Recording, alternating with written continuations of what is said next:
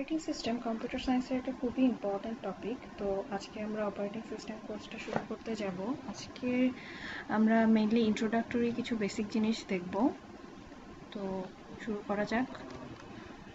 এই হইল আমাদের আজকের কন্টেন্টস। ফার্স্ট অফ অল আমরা দেখব যে অপারেটিং সিস্টেম কি করে, তারপরে দেখব যে কম্পিউটার সিস্টেমের অর্গানাইজেশন কেমন হয়, কম্পিউটার সিস্টেমের আর্কিটেকচার, স্ট্রাকচার, অপারেশন, এনভায়রনমেন্ট এগুলো কেমন হয়, আর একদম শেষে আমরা যেটা দেখব যে ওপেন সোর্স কিছু অপারেটিং সিস্টেম সম্পর্কে আমরা একটু দেখব। এই হলো আমাদের অবজেক্টিভস। তো অপারেটিং সিস্টেমটা আসলে একটা কিছুই না, এটা একটা জাস্ট একটা প্রোগ্রাম যেটা কম্পিউটার এবং কম্পিউটারের যেটা একটা কম্পিউটারের ইউজার এবং কম্পিউটারের হার্ডওয়্যারের মধ্যে ইন্টারমিডিয়েটারি হিসেবে কাজ করে থাকে। অপারেটিং সিস্টেমের বেশ কয়েকটা গোল আছে, যেরকম ইউজার প্রোগ্রামগুলোকে এক্সিকিউট করা এবং ইউজারের যে প্রবলেমগুলো সেগুলো সলভ করা ইজি করে দেয় কম্পিউটার অপারেটিং সিস্টেমের বেশ কিছু গোল আছে, যেমন ইউজার প্রোগ্রামগুলোকে এক্সিকিউট করে অপারেটিং সিস্টেম। এছাড়া খুব ইজিলি ইউজার প্রবলেমগুলো সলভ করে। কম্পিউটার সিস্টেমকে হিউম্যান বিইংয়ের ইউজের জন্য কনভেনিয়েন্ট করে তোলে অপারেটিং সিস্টেম। কম্পিউটার হার্ডওয়্যারকে ইফিশিয়েন্ট ওয়েতে ইউজ করে। একটা কম্পিউটার সিস্টেমের 4টা মেজর কম্পোনেন্ট আছে। নাম্বার 1 হার্ডওয়্যার, দেন অপারেটিং সিস্টেম, তারপরে অ্যাপ্লিকেশন প্রোগ্রামস এবং ইউজার। হার্ডওয়্যারের মধ্যে আছে সিপিইউ, মেমোরি, আইও ডিভাইস এইগুলা। অপারেটিং সিস্টেম তো বললাম একটু আগে যে হার্ডওয়্যার এবং অ্যাপ্লিকেশন প্রোগ্রামের মধ্যে যে কম্বিনেশন তৈরি করে, কোঅর্ডিনেশন করে, সেটাই হচ্ছে অপারেটিং সিস্টেম। এছাড়া অ্যাপ্লিকেশন প্রোগ্রাম আছে। অ্যাপ্লিকেশন প্রোগ্রামগুলোর এক্সাম্পল হিসেবে আমরা বলতে পারি যে ওয়ার্ড প্রসেসর, যেমন Microsoft Word, compiler, web browser যেরকম মজিলা ফায়ারফক্স, তারপরে গুগল ক্রোম, ডাটাবেস সিস্টেম, তারপরে বিভিন্ন ভিডিও গেম, এগুলোকে আমরা বলতে পারি অ্যাপ্লিকেশন প্রোগ্রাম। এছাড়া আছে ধরো মিডিয়া প্লেয়ার যেগুলো। আর ফাইনালি ইউজার মানুষ হতে পারে, অন্য একটা মেশিন হতে পারে এবং অন্য একটা কম্পিউটারও হতে পারে। একটা কম্পিউটারকে যখন আরেকটা কম্পিউটার ইউজ করে তখন ওই কম্পিউটারটার ইউজার কিন্তু আরেকটা কম্পিউটার। এছাড়া অন্য মেশিনও একটা কম্পিউটার ইউজ করতে পারে, একটা রোবট কম্পিউটার ইউজ করতে পারে, এবং অবভিয়াসলি মানুষ তো ইউজ করতেই পারে। সো আমাদের পিপল, মেশিন এবং অন্য কম্পিউটার ইউজার। এই ছবিতে আমরা একটা কম্পিউটার সিস্টেমের বিভিন্ন কম্পোনেন্টসগুলো কিভাবে ইন্টার রিলেটেড সেটা দেখতে পাচ্ছি।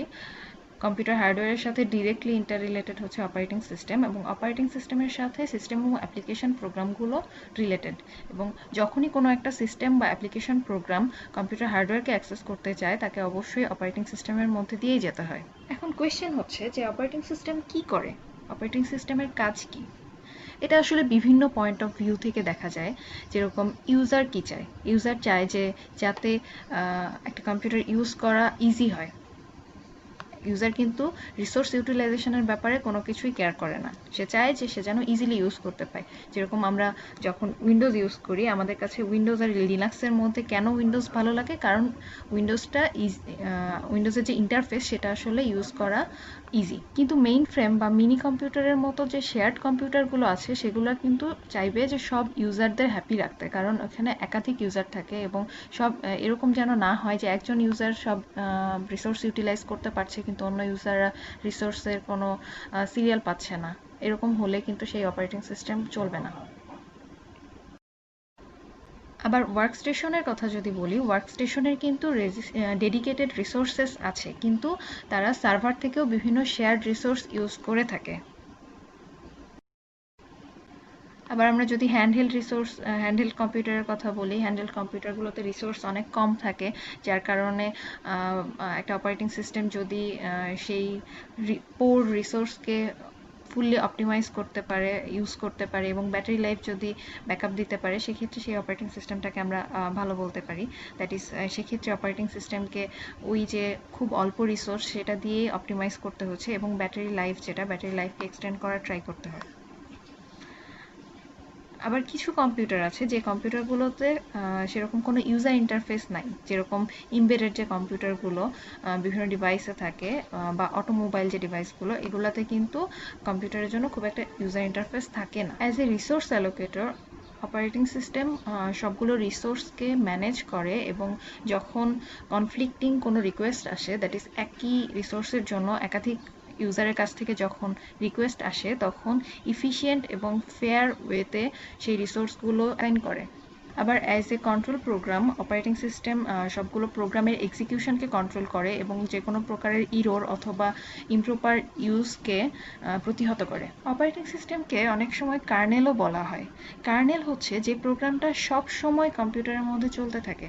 এই কার্নেল বাদে বাকি যা কিছু আছে সেগুলো হতে পারে সিস্টেম প্রোগ্রাম অথবা অ্যাপ্লিকেশন প্রোগ্রাম। এখন সিস্টেম প্রোগ্রামটা আবার কি? সিস্টেম প্রোগ্রাম হচ্ছে অপারেটিং সিস্টেমের সাথেই কিছু প্রোগ্রাম দিয়ে দেওয়া হয় যেগুলো আসলে সিস্টেম প্রোগ্রাম বলা হয়ে থাকে। তোমরা অনেকেই হয়তো বুটস্ট্র্যাপ প্রোগ্রামের নাম শুনে থাকবা। বুটস্ট্র্যাপ প্রোগ্রামটা হচ্ছে কম্পিউটার স্টার্ট আপের সময় দ্যাট ইজ যখন পাওয়ার অন করা হয় বা রিবুট করা হয় তখন লোড হয় এবং এইটা মেইনলি রোম অথবা ইপিরোমের মধ্যে স্টোর হয়ে থাকে এবং এটাকে আরেকটা নামও আছে এটা, সেটা হচ্ছে ফার্মওয়্যার। কারণ আমাদের যে ল্যাপটপগুলো আসে বা কম্পিউটারগুলো আসে সেটা যে ফার্ম থেকে আসে সেই ফার্মেই আসলে এটা দিয়ে দেওয়া হয়, এই জন্য এটাকে আরেকটা নাম বলা হয় যে ফার্মওয়্যার। এই যে বুটস্ট্র্যাপ প্রোগ্রাম এইটাই আসলে সিস্টেমের সব কিছু ইনিশিয়ালাইজ করে এবং এই বুটস্ট্র্যাপ প্রোগ্রাম অপারেটিং সিস্টেমের যে কার্নেল সেটাকে লোড করে এবং এক্সিকিউশন স্টার্ট করে। তো এটা যদি আমরা সামারাইজ করে বলি তাহলে এটাই দাঁড়ায় যে বুটস্ট্র্যাপ প্রোগ্রামটা ইনিশিয়ালি থাকে রমের মধ্যে। রম আমরা জানি যে নন ভোলাটাইল মেমোরি এবং বুটস্ট্র্যাপ প্রোগ্রামটা আসলে খুবই ছোট একটা প্রোগ্রাম। যখনই কম্পিউটারের পাওয়ার অন করা হয় তখন বুটস্ট্র্যাপ প্রোগ্রামটা অন হয় এবং আমরা জানি যে রমের আসলে স্পেসটা অনেক কম। কমপ্লিট অপারেটিং সিস্টেমটাকে যদি আমরা রমে রাখতে চাই সেক্ষেত্রে অনেক বেশি স্পেস লাগবে। তো এই কারণে যেটা হয় যে বুটস্ট্র্যাপ প্রোগ্রাম যেটা সেটাই শুধুমাত্র রমে থাকে এবং এর মধ্যে অপারেটিং সিস্টেমটা কোথায় আছে ওইটাকে কিভাবে কল করতে হবে এই সব কিছু দেওয়া থাকে। তো যখনই বুটস্ট্র্যাপ প্রোগ্রামটা লোড হয় তখন কি করে সে হচ্ছে অপারেটিং সিস্টেমকে কল করে, অপারেটিং সিস্টেম তখন রান করা শুরু করে এবং তারপরেই আসলে কম্পিউটার অন হয়।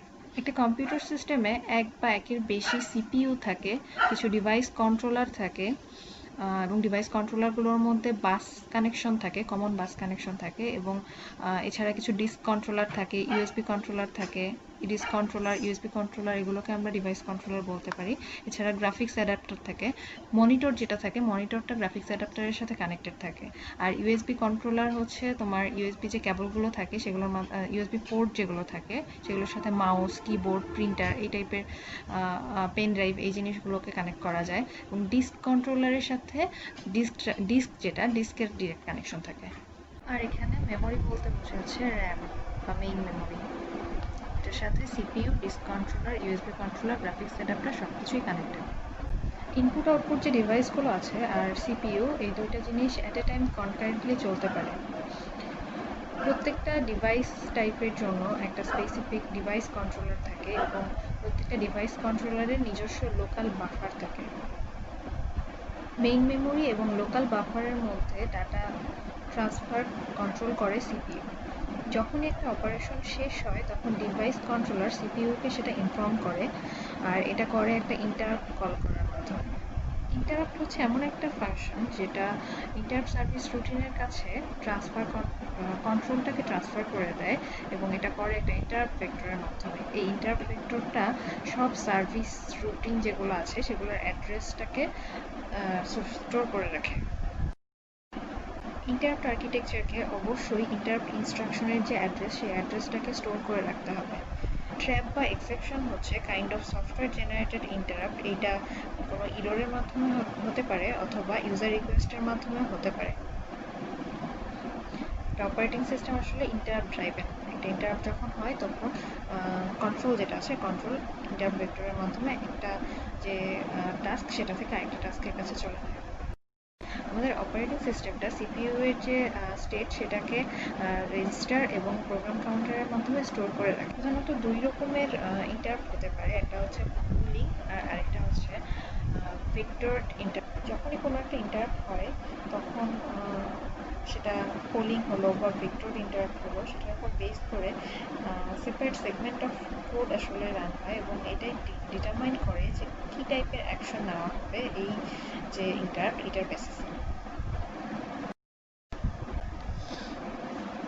এখন আমরা দেখি যে ব্যাচ অপারেটিং সিস্টেমটা কি। ব্যাচ অপারেটিং সিস্টেম এমন এক প্রকারের অপারেটিং সিস্টেম যেখানে ইউজার যে আছে, ব্যাচ অপারেটিং সিস্টেমের যে ইউজার, সে ডিরেক্টলি কম্পিউটারের সাথে কোনো ইন্টারাকশন করে না। প্রত্যেকটা ইউজার তার নিজ নিজ জব অফলাইনেই করে। যেমন ধরো পাঞ্চ কার্ড, এবং তারপরে সেটা কম্পিউটার অপারেটরের কাছে সাবমিট করে। তো এক্ষেত্রে প্রসেসটা স্লো হয়, তো এটাকে স্পিড আপ করার জন্য কি করা হয় যে একই টাইপের যে জবগুলো আছে সেগুলো একসাথে ব্যাচ করা হয়, তারপরে সেগুলো একটা গ্রুপ আকারে একসাথে রান করা হয়। তো এই ক্ষেত্রে প্রোগ্রামাররা কি করে যে তাদের প্রোগ্রামগুলো অপারেটরের কাছে দিয়ে দেয়, অপারেটর তারপরে একই টাইপের যে প্রোগ্রামগুলো আছে সেগুলো একসাথে গ্রুপ করে একই রকম রিকোয়ারমেন্টস দিয়ে একসাথে রান করে। তো ব্যাচ অপারেটিং সিস্টেমের কিছু লিমিটেশনস আছে, যেরকম এখানে আসলে ইউজার এবং জবের মধ্যে যে ইন্টারাকশন সেটার খুবই ঘাটতি আছে। আর সিপিইউ ম্যাক্সিমাম টাইমে আইডল থাকে, কেননা আমরা জানি যে সিপিইউ বেশ ফাস্ট, সেই তুলনায় আইও ডিভাইসগুলো যথেষ্ট স্লো, কারণ আইও ডিভাইসগুলো সিরিয়াল প্রসেসিং করে। আর ব্যাচ অপারেটিং সিস্টেমের ক্ষেত্রে প্রায়োরিটি প্রোভাইড করাটা খুবই ডিফিকাল্ট হয়ে যায়। এখন আমরা আসি মাল্টি প্রোগ্রামিং এবং মাল্টিটাস্কিং এর ক্ষেত্রে দুটোর মধ্যে ডিফারেন্সটা কি এটা আমরা একটু দেখি। তো শুরুতেই বলে রাখি যে মাল্টি প্রোগ্রামিং যেটা, এটা দরকার আসলে এফিসিয়েন্সি বাড়ানোর জন্য, কারণ একটা সিঙ্গেল ইউজার কখনোই সিপিইউ এবং আইও ডিভাইসগুলোকে সবসময় বিজি রাখতে পারে না। এই কারণে মাল্টি প্রোগ্রামিং কি করে, মাল্টি প্রোগ্রামিং যে জবগুলো আছে, জব বলতে বোঝাচ্ছে এখানে কোড আর ডাটা, এগুলোকে অর্গানাইজ করে এবং এমনভাবেই অর্গানাইজ করে যাতে সিপিইউ এর কাছে সবসময় কিছু না কিছু এক্সিকিউট করার জন্য থাকে। টোটাল নাম্বার অফ জব অনেক বেশি হতে পারে, তো এইটার একটা সাবসেট সবসময় মেমোরিতে থাকে, সবগুলো না থেকে একটা সাবসেট থাকে। এবং জব স্কেজুলিংয়ের মাধ্যমে অ্যাট এ টাইম একটা করে জব সিলেক্ট হয় এবং রান করা হয়। যখনই কোনো একটা জবকে ওয়েট করা দরকার পড়ে, যেরকম একটা জবের আইও ডিভাইস ইউজ করার প্রয়োজন, তখন সে সিপিইউ এর প্রয়োজন নাই, তখন অপারেটিং সিস্টেম অন্য একটা জবে সুইচ করে যায় এবং সেই জবটা তখন সিপিইউতে এক্সিকিউট হয়। আর মাল্টিটাস্কিংয়ের ক্ষেত্রে সিপিইউ জবগুলোর মধ্যে এত দ্রুত সুইচ করে যে ইউজার সবগুলো জবের সাথেই আসলে ইন্টারাক্ট করতে পারে এবং একটা ইন্টারাক্টিভ কম্পিউটিং ক্রিয়েট হয়ে যায়, এবং এখানে রেসপন্স টাইম অবশ্যই 1 সেকেন্ডের চেয়ে কম হয়।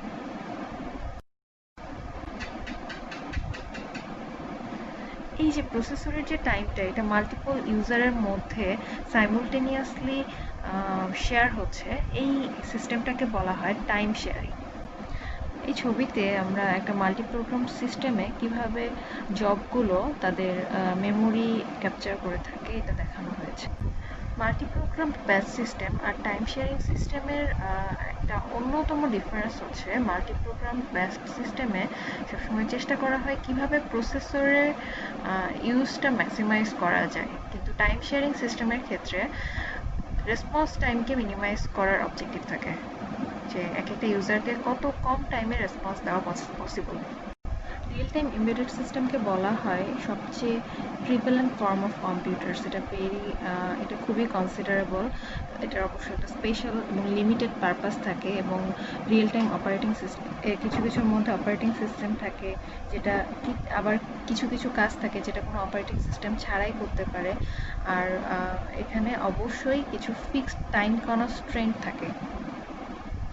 রিয়েল টাইম সিস্টেমে টাইমটা খুব ইম্পর্ট্যান্ট এবং ফিক্সড টাইমের মধ্যেই কাজগুলো হয়ে থাকে। রিয়েল টাইম সিস্টেম আবার দুই প্রকারের হয়ে থাকে, একটা হচ্ছে হার্ড রিয়েল টাইম সিস্টেম আর একটা হচ্ছে soft real time system. Hard real time system critical যে টাস্কগুলো থাকে সেগুলোকে ইন টাইম শেষ করার গ্যারান্টি দিয়ে থাকে। হার্ড রিয়েল টাইম সিস্টেমে সেকেন্ডারি স্টোরেজ যেটা, এটা লিমিটেড থাকে অথবা সেকেন্ডারি স্টোরেজ থাকেই না, এবং ডাটাগুলো রমে স্টোর থাকে। এবং হার্ড রিয়েল টাইম সিস্টেমে যে ভার্চুয়াল মেমোরি বেশিরভাগ ক্ষেত্রেই থাকে না। আর সফট রিয়েল টাইম সিস্টেমে রেস্ট্রিকশনটা একটু কম, ক্রিটিক্যাল যে রিয়েল টাইম টাস্কগুলো সেগুলো প্রায়োরিটি পায়, অন্য টাস্কগুলো একটু কম প্রায়োরিটি পায় যতক্ষণ না ক্রিটিক্যাল রিয়েল টাইম টাস্কগুলো শেষ হয়। আর সফট রিয়েল টাইম সিস্টেমে ইউটিলিটি একটু লিমিটেড। সফট রিয়েল টাইম সিস্টেমের ইউটিলিটি হার্ড রিয়েল টাইম সিস্টেমের চেয়ে অনেক লিমিটেড। ডিস্ট্রিবিউটেড অপারেটিং সিস্টেমে একাধিক সেন্ট্রাল প্রসেসর বা একাধিক সিপিইউ থাকে, এবং এই যে একাধিক সিপিইউগুলো এগুলো অনেকগুলো রিয়েল টাইম অ্যাপ্লিকেশনকে সার্ভ করে থাকে এবং একাধিক ইউজারকে অ্যাট টাইম সার্ভ করতে পারে। ডাটা প্রসেসিংয়ের যে জবগুলো সেই জবগুলো বিভিন্ন প্রসেসরের মধ্যে ভাগ করে দেওয়া হয়, এবং ভাগ করার সময় অবশ্যই খেয়াল রাখা হয় যে কোন প্রসেসর কোন কাজটা সবচেয়ে এফিশিয়েন্টলি করতে পারে, সেই প্রসেসরকেই সেই টাস্কটা দেওয়া হয়। তো ডিস্ট্রিবিউটেড অপারেটিং সিস্টেমের বেশ কিছু অ্যাডভান্টেজ। ডিস্ট্রিবিউটেড অপারেটিং সিস্টেমে রিসোর্স শেয়ারিং ফ্যাসিলিটি আছে। অ্যাজ এ রেজাল্ট একটা সাইটের ইউজার চাইলেই অন্য একটা সাইটের অ্যাভেলেবল রিসোর্স ইউজ করতে পারে। ডিস্ট্রিবিউটেড অপারেটিং সিস্টেমগুলো নিজেদের মধ্যে ডাটা এক্সচেঞ্জ বা ডাটা ট্রান্সফারকে স্পিড আপ করতে পারে।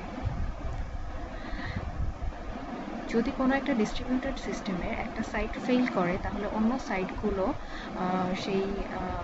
সেই সাইটের কাজগুলো কন্টিনিউ করতে পারে। একটা ডিস্ট্রিবিউটেড সিস্টেম তার কাস্টমারদেরকে বেটার সার্ভিস প্রোভাইড করতে পারে, আর এটা হোস্ট কম্পিউটারের ওপরে লোডকে রিডিউস করতে পারে এবং ডাটা প্রসেসিংয়ের ডিলেটাও রিডিউস করতে পারে। এক কথায় আমরা বলতে পারি যে ডিস্ট্রিবিউটেড অপারেটিং সিস্টেমের বেশ খানিকটা অ্যাডভান্টেজেস রয়েছে। নেটওয়ার্ক অপারেটিং সিস্টেম একটা সার্ভারে রান করে এবং সার্ভারকে data, user group, security, application এবং আদার যে নেটওয়ার্কিং ফাংশনগুলো আছে সেগুলো ম্যানেজ করার ক্যাপাবিলিটি দিয়ে থাকে। নেটওয়ার্ক অপারেটিং সিস্টেমের মেইন পারপাস হচ্ছে যে শেয়ার যে ফাইল এবং প্রিন্টার আছে সেগুলো মাল্টিপল কম্পিউটারের মধ্যে ইউজ করার সুযোগ সুবিধা প্রদান করে। যেমন একটা লোকাল এরিয়া নেটওয়ার্ক বা একটা প্রাইভেট নেটওয়ার্ক, এগুলোতে যে ডাটা এবং প্রিন্টারগুলো আছে সেগুলো একাধিক কম্পিউটারের মধ্যে অ্যাক্সেসেবল হয়। কিছু অপারেটিং সিস্টেম আছে যেগুলো ওপেন সোর্সড, আবার কিছু অপারেটিং সিস্টেম আছে যেগুলো আসলে ক্লোজড সোর্স।